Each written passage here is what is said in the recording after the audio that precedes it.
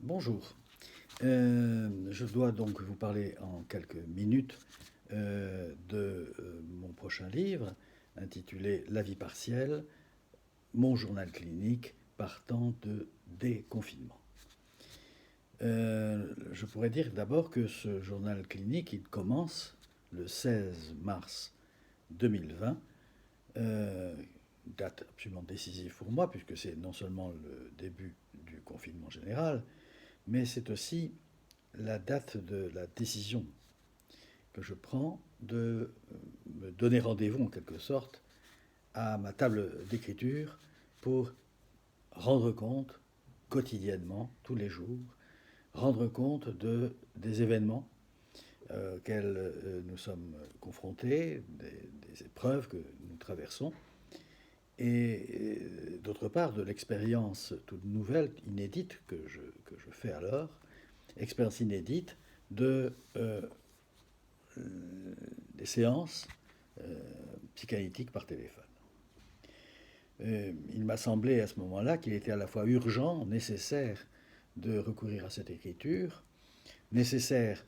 à la fois pour moi, pour mobiliser quelque chose de mes capacités de penser au moment où le gel psychique, le gel de la pensée menace chacun, et d'autre part, me confronter à la question de la sidération, de la détresse, de la solitude perçue chez mes analysants et qui précisément avaient besoin de ce fil téléphonique souvent comme ce lien pour les tenir à ce travail de pensée qu'est la psychanalyse. Précisément à un moment où l'expérience traumatique, le trauma actuel dans lequel nous étions plongés, avait cet effet de sidération sur la pensée. C'est donc d'abord de cette expérience dont mon livre rend compte, sous la forme d'instantanés d'écriture, d'instantanés photographiques, je dirais, qui sont des moments cliniques que j'ai pu saisir et que j'ai tenté de traduire, voire de transmettre, comme matériel en quelque sorte, pour pouvoir en travailler quelque chose après coup avec mes collègues d'abord, et puis de façon générale pour s'adresser comme expérience humaine à tout un chacun. Je dirais que ces séances, je ne les qualifierais pas de psychanalytiques, puisque la condition de la cure analytique, une des conditions basiques, c'est la présence des deux partenaires. Mais je dirais que ces moments d'échange téléphonique ont été référés chaque fois à la psychanalyse. Ils ont donné lieu d'ailleurs à des moments de surprise pour moi, des moments de grande créativité de part et d'autre,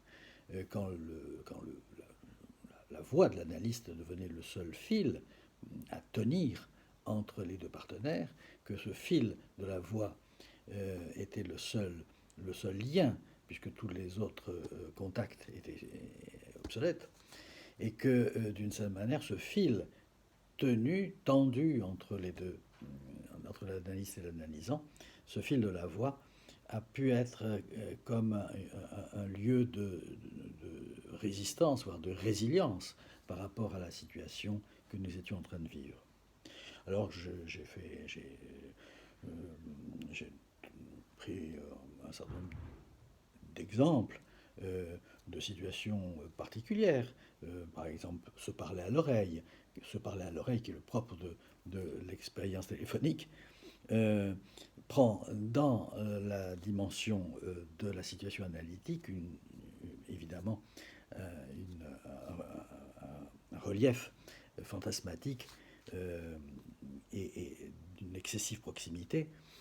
Et pour certains analysants, c'était là quelque chose de tellement intrusif que ça n'a pas rendu possible la perpétuation de ces expériences par téléphone. Il a fallu y renoncer pour un certain nombre. Bon, je dirais que bien des éléments, comme le fait d'être comme invité, l'analyste est comme invité chez l'analysant à ce moment-là, tout est renversé, la situation est comme renversée, et c'est l'analyste qui est invité dans l'intime du lieu familial, du lieu familier de l'analysant, qui se doit de constituer alors une espèce de chambre à soi pour rendre possible la séance. Alors ça donne lieu à des situations parfois cocasses, dont il est fait état ensuite dans les séances. Bon, je témoigne de tous ces éléments, les portes qui doivent être tenues fermées, la famille qui doit être tenue à distance. Enfin, bon, il y a toute une série de situations assez originales qui m'a paru fort intéressantes à témoigner. Ceci dit, c'est un des aspects de mon livre. Un aspect très important du livre, c'est quand c'est un cap qui a été choisi tout autrement, puisqu'il a été question de rendre compte de la situation qui nous menaçait, rendre compte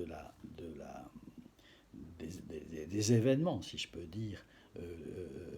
tels que nous avons pu être amenés à vivre, et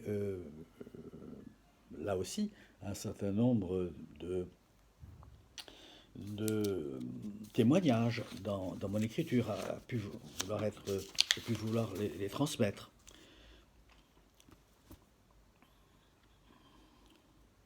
Donc je pense par exemple, je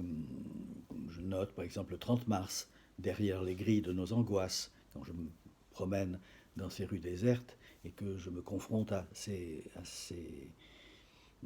grilles de jardin complètement closes et où le jardin est derrière, explosant de liberté, si je peux dire, et nous regardant avec une sorte de sourire ironique, nous regardant nous, les humains, de l'autre côté de nos grilles, emprisonnés dans nos grilles, comme si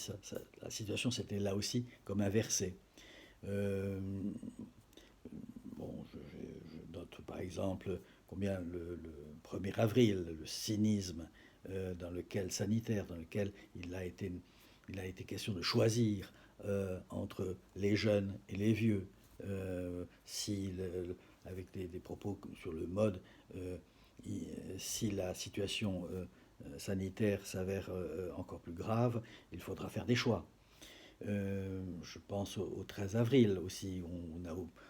je notais comme si le pays avait oublié de respirer, que le pays était en apnée et que est en situation de devoir être réanimé en quelque sorte. J'ai aussi ouvert un certain nombre de questions, comme des interrogations sur l'imaginaire collectif autour de la question du masque. Je m'interroge sur que masque le masque, par exemple, un objet continuellement manquant et toujours énigmatique d'une certaine façon. Et puis cette autre interrogation sur ces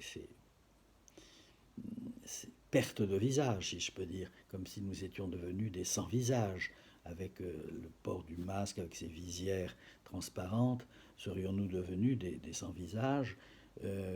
puisque l'expression même des mimiques du visage, les sourires, tout ce qui fait la singularité, la particularité, la familiarité d'un visage a comme disparu derrière une espèce d'uniformisation du lien. Je trouve ça tout à fait inquiétant d'ailleurs, et ça persiste en période de déconfinement. Donc au fond, tous ces instantanés d'écriture sont comme au fond des traces de témoignages à transmettre et qui persistent malgré la catastrophe, malgré les effacements, malgré tous ces Pompéi de désastre. Il s'agit donc dans ces clichés d'écriture, si je peux dire, de retenir la vie à tout prix. C'est un peu le sens que j'ai donné à mon livre. Et pour te conclure, je crois que retenir la vie, puisque précisément nous ne vivons plus qu'au temps de l'instant, c'est ce qui est encore plus vrai aujourd'hui.